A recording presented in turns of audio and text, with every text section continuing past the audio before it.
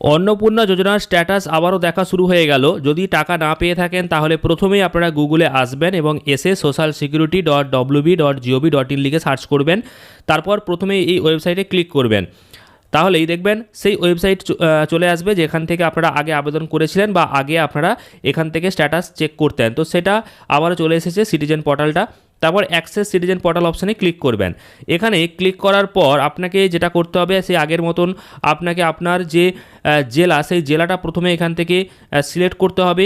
তারপর আপনি এখানে আপনার যে মোবাইল নম্বরটা দিয়ে আপনি ফর্ম ফিল আপ করেছিলেন সেই মোবাইল নম্বরটা আপনি এখানে লিখবেন। তারপর নিচের দিকে যে ক্যাপচাটা রয়েছে এই ক্যাপচাটা সঠিকভাবে দেখে এই বক্সে লিখবেন। রিকোয়েস্ট ওটিপি অপশানে আপনি ক্লিক করবেন। যদি ক্যাপচা বুঝতে অসুবিধা হয় তাহলে এই ডান দিকে এখানে আপনারা ক্লিক করবেন, তাহলে পাল্টে যাবে ক্যাপচাটা এবং সঠিক দেখার পর আপনারা এখানে নিচের দিকে এই বক্সেতে লিখে রিকোয়েস্ট ওটিপি অপশানে ক্লিক করে দেবেন। দেখতেই পাচ্ছেন এখানে ওটিপি চলে এসেছে, আমি ওটিপি দিয়েছি এবং এখানেতে ভেরিফাই অ্যান্ড কন্টিনিউ যে অপশানটা রয়েছে এই অপশানে আমি ক্লিক করলাম। তো এখানে অটোমেটিক দেখতে পাবেন যে আপনার অ্যাপ্লিকেশানটা ওপেন হয়ে যাবে। প্রথমেই দেখতে পাবেন যিনি আবেদন করেছিলেন যেই হেড যাকে রেখেছিলেন ওনার নাম এখানে লেখা থাকবে। স্ট্যাটাস এখানে কিন্তু অ্যাপ্লিকেশান সাবমিটেড এখানে লেখা থাকবে। এখানে দুটো অপশান যোগ হয়েছে, একটা ট্র্যাক স্ট্যাটাস আর একটা অবজেকশন অ্যান্ড ক্লেম। অর্থাৎ আপনি প্রথমেই যেটা করবেন সেটা হচ্ছে নিচের দিকে স্ক্রল করে চলে আসবেন। আসার পর আপনি এখানে দেখবেন যে আপনার স্ট্যাটাসে কি দেখাচ্ছে। তো এখানে দেখতে পাবেন যে যিনি হেড ওনার নাম থাকবে, কবে আবেদন করেছিলেন সেটা লেখা থাকবে, আর যারা যারা অন্নপূর্ণা যোজনা পাওয়ার জন্য আবেদন করেছিলেন ওনাদের নাম থাকবে। আর এখানে ডান দিকে কি লেখা রয়েছে, অ্যাপ্রুভ রয়েছে না রিজেক্ট রয়েছে, কি লেখা রয়েছে সেটা অবশ্যই দেখবেন। যদি অ্যাপ্রুভ লেখাটা থাকে তাহলে কোনো অসুবিধা নেই, টাকা আজকে যদি নাও ঢোকে তাহলে 20 তারিখের মধ্যে টাকা ঢুকে যাবে। এবার ব্যাংকে যদি কোনো সমস্যা থাকে তার কারণেই হয়তো আটকে রয়েছে। যদি অ্যাপ্রুভের বদলে যদি রিজেক্ট থাকে বা অন্য কিছু লেখা থাকে তাহলে আপনাকে বর্তমানে যেটা করতে হবে সেটা আপনাদেরকে দেখিয়ে দিচ্ছি। একদম ওপরের দিকে আসবেন। ওপরের দিকে আসার পর আপনারা দেখতে পাবেন এখানে অপশান রয়েছে যে objection and claim. Objection and claim এই অপশানে আপনি ক্লিক করবেন। ক্লিক করার সাথে সাথে দেখতে পাবেন এখানে নতুন একটি পেজ চলে আসবে। এখানে দেখুন নিচের দিকে দুটো অপশান রয়েছে, একটা হচ্ছে ক্লেম বাই অ্যাপ্লিকেন্ট আর একটা হচ্ছে অবজেকশন এগেনস্ট সামওয়ান। এবার আপনি যদি টাকা না পান তাহলে আপনাকে এই অপশানে ক্লিক করতে হবে। আর যদি আপনি অন্য কারোর বিরুদ্ধে কোনো অভিযোগ জানাতে চাইছেন, ধরুন কেউ অযোগ্য কিন্তু টাকা পেয়ে গেছে সেটা আপনি জানেন, তো সেই বিষয়টা আপনি যদি জানাতে চান তাহলে এই অপশানে আপনাকে ক্লিক করতে হবে।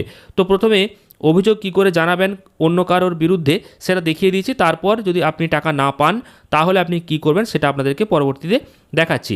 তো দেখুন যদি কারোর বিরুদ্ধে আপনি অভিযোগ জানাতে চান তাহলে এই অবজেকশন এগেনস্ট সামওয়ান এখানে ক্লিক করবেন, দিয়ে নিচের দিকে দেখবেন একটা ফর্ম ওপেন হয়ে যাবে।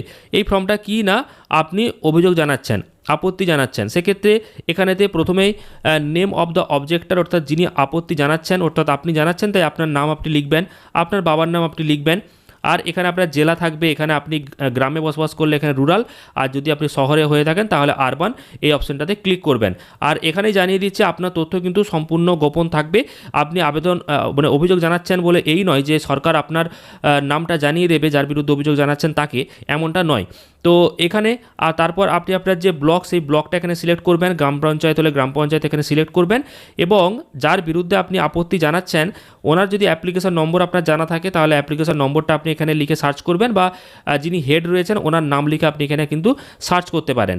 তারপর আপনি এখানে দেখতে পাবেন নিচের দিকে আরও কিছু অপশান রয়েছে কী কারণে আপনি আপত্তি জানাচ্ছেন। তো এখানে 4টে মোট কারণ দেওয়া হয়েছে। ধরুন প্রথম কারণটা আপনি জানাচ্ছেন যে ইনি পশ্চিমবঙ্গের বাসিন্দা নন কিন্তু টাকা পেয়ে গেছেন, তাহলে ওপরের এই বক্সে আপনি ক্লিক করবেন। যদি দ্বিতীয়টা হয় 25 থেকে 60-এর মধ্যে বয়স নয় কিন্তু অন্নপূর্ণা যোজনার টাকা পেয়ে গেছে, সেক্ষেত্রে এই অপশানে এই জায়গাতে আপনি ক্লিক করবেন। তারপর একটা গুরুত্বপূর্ণ বিষয় সেটা হচ্ছে যে আবেদনকারী কেন্দ্রীয় বা রাজ্য সরকার কোনো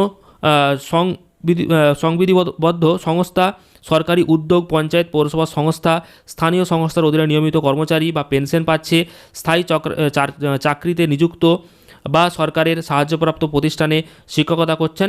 তো সেক্ষেত্রে আপনি এই অপশানে ক্লিক করবেন। আর সবথেকে গুরুত্বপূর্ণ আরও একটা বিষয়, অনেকেই কিন্তু ইনকাম ট্যাক্স দেয় অনেক পরিবার, কিন্তু সেগুলো হয়তো লুকিয়েছে, তো তারপরে টাকা পেয়ে গেছে, তো সেক্ষেত্রে আবেদনকারী হয়তো আয়কর প্রদান করছেন, সেক্ষেত্রে আপনি এখানেতে এই অপশানে ক্লিক করবেন। দেওয়ার পরও যদি আপনার কিছু লেখার থাকে অতিরিক্ত যে ইনি কেন টাকা পাচ্ছেন বা এনার এই রয়েছে ওই রয়েছে, এই বিষয়গুলো কিন্তু আপনারা চাইলে ইংরেজিতে বা বাংলাতে 1000টা ওয়ার্ডের মধ্যে লিখে দিতে পারবেন। তারপর এই সব লেখা হয়ে গেল এবং নিচের দিকে আপনারা কিন্তু নিচের দিকে যে সাবমিট অবজেকশন রয়েছে এই অপশানেতে ক্লিক করবেন। তো এটা হলো অন্য কারোর বিরুদ্ধে আপনি অভিযোগ জানাচ্ছেন, কিন্তু এখন মূল বিষয়টা হচ্ছে অনেকে নিজেরা টাকা পায়নি, তাই নিজেরা যদি টাকা না পায় তাহলে কি করবেন সেটা আপনাকে অবশ্যই দেখতে হবে, বা এটা অনেকে জানতে চাইছেন। তার জন্য এই ওপরের দিকে অপশানে আপনারা আসবেন, ক্লেম বাই অ্যাপ্লিক্যান্ট এই অপশানে ক্লিক করবেন। ক্লিক করার সাথে সাথে দেখবেন নিচের দিকে আপনার সমস্ত ডিটেলস চলে আসবে, যেমন এখানেতে অ্যাপ্লিকেশান নম্বরটা চলে আসবে, আপনার যে অ্যাড্রেস সেই অ্যাড্রেস এখানে চলে আসবে এবং আপনার পরিবারের যে সদস্যবৃন্দ সেগুলোও সব এখানে কিন্তু পরপর চলে আসবে। আপনার পরিবারে যতজন সদস্য রয়েছে সব এখানে কিন্তু লেখা থাকবে।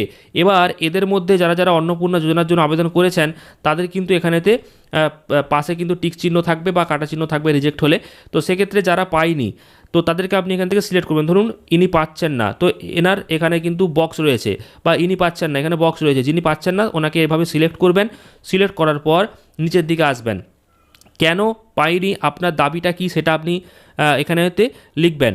তো দেখুন আপনি হয়তো জেনে গেছেন আগেই যে ফর্ম ফিল আপ করার সময় কিছু ভুল তথ্য দিয়ে ফেলেছেন বা আপনার ভুলবশত হয়ে গেছে, তাহলে আপনাকে এখানে এই ওপরের অপশানটা ক্লিক করতে হবে যে আবেদনের বিবরণ ভুল আছে, মানে আপনি আবেদন করার সময় কোনো তথ্য ভুল দিয়ে ফেলেছেন, সেক্ষেত্রে আপনি টাকা পাচ্ছেন না সেটা আপনি জানেন, তার জন্য ওপরের অপশানটা এখানে দেওয়া রয়েছে। এবার অনেকেই সঠিক তথ্য দিয়েছে তো কিন্তু টাকা পায়নি, সেক্ষেত্রে এই নিচের অপশানটা আপনাকে ক্লিক করতে হবে। এখানে কি বলা হয়েছে না, ভুলবশত আমাকে অযোগ্য হিসেবে চিহ্নিত করা হয়েছে এবং আমার আবেদনটা প্রত্যাখ্যান অর্থাৎ রিজেক্ট করা হয়েছে, মানে আপনি যোগ্য কিন্তু আপনাকে অযোগ্য হিসেবে চিহ্নিত করেছে সরকার, আপনাকে রিজেক্ট করেছে। তো তার জন্য নিচের অপশানটাতে আপনাকে ক্লিক করতে হবে। এরপরও আপনাকে কিন্তু কিছু বক্তব্য লিখতে হবে। ধরুন আপনি লিখলেন যে আমার পরিবারের কেউ সরকারি চাকরি করে না, বা আমি নিজে কোনো চাকরি করি না, আমার পরিবারে কেউ ইনকাম ট্যাক্স দেয় না, আমি প্রকৃতই যোগ্য, বা আমি এই গ্রামে থাকি, আমি একজন হাউসওয়াইফ, এই বিষয়গুলো ইংরেজিতে সাজিয়ে লিখবেন। যদি না পারেন বাংলাতে লিখবেন 1000টা শব্দের মধ্যে। তো এখানে এটা লিখে দেবেন। তারপর নিচের দিকে যিনি টাকা পাচ্ছেন না ওনার আধার কার্ড এবং ভোটার কার্ড একসাথে পিডিএফ করে দেবেন। পিডিএফটা 50 থেকে 200 কেবির মধ্যে অবশ্যই করবেন। পিডিএফটা করার পর এখানেতে আপলোড করবেন। আপলোড করে এখানেতে আপলোড করার জন্য কি করতে হবে না, এই যে অপশানটা রয়েছে আপনাদেরকে দেখিয়ে দিচ্ছি, দেখুন এই যে অপশানটা রয়েছে, এই যে প্লাস আইকন, এখানেতে ক্লিক করলেই পিডিএফটা আপনি আপলোড করতে পারবেন। তারপর এই সাবমিট ক্লেম অপশান আপনাকে ক্লিক করতে হবে, তাহলেই কাজটা হয়ে যাবে। তো যদি টাকা না পান আগে কিন্তু সাবমিট ক্লেম করবেন, অ্যাপ্রুভ বাদে যদি রিজেক্ট বা অন্য কিছু থাকে তারপর আপনারা সংশ্লিষ্ট কোনো পৌরসভাতে, পঞ্চায়েতে বা বিডিও অফিসে গিয়ে আপনারা যাবেন, কারণ এটা না করলে হয়তো আপনি টাকা নাও পেতে পারেন। আগে অভিযোগ জানাবেন, তারপর অফিসে গিয়ে দৌড়াদৌড়ি করবেন। তো এই হচ্ছে পুরো বিষয়। যারা টাকা পাচ্ছেন না তারা অবশ্যই এই বিষয়গুলোকে খেয়াল রাখুন, আর গুরুত্বপূর্ণ আপডেটগুলো পরবর্তীকালে পাওয়ার জন্য চ্যানেলটিকে সাবস্ক্রাইব করুন। ফেসবুক থেকে দেখলে অবশ্যই পেজটিকে ফলো করে নিন। ধন্যবাদ।